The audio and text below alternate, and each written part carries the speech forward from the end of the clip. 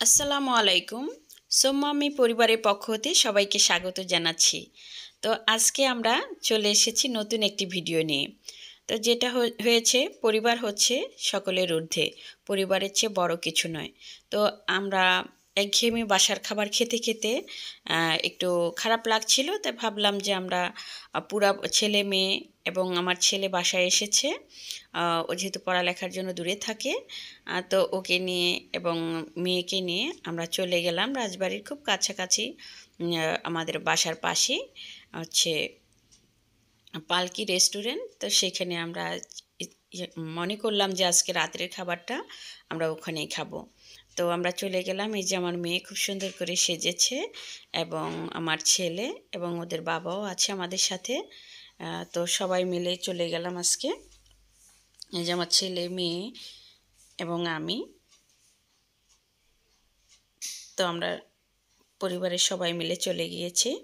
তো এইভাবে মাঝে মাঝে একটু সময় ছেলে মেয়েদেরকে দেওয়া, এটা আসলে সত্যি অনেক আনন্দের। কারণ আমরা সব কিছুই করি আমাদের সন্তানদের জন্য।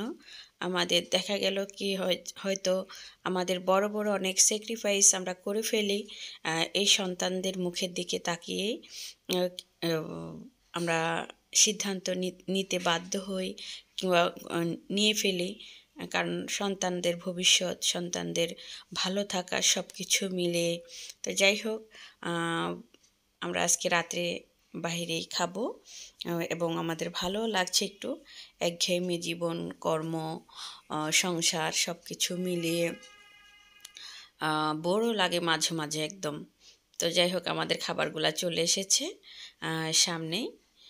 তো সাদাত আবার সব উঠিয়ে দিচ্ছে, কারণ বাচ্চারাই বেশি পছন্দ করে বাইরে খাবার দাবারগুলা বড়দের চেয়ে। তো সাদাত তাই করছে। এবং যে ভাইয়াটা ছিল উনিও এসেছেন। উনি আমাদেরকে সব ডিরেকশন দিচ্ছেন এবং আমাদেরকে দেখিয়ে দেখিয়ে দিচ্ছেন, এবং খাবারটাও অনেক মজার ছিল। এদের যে গ্রিল যে বানানোটা পালকির খুব ভালো হয়, গ্রিলটা।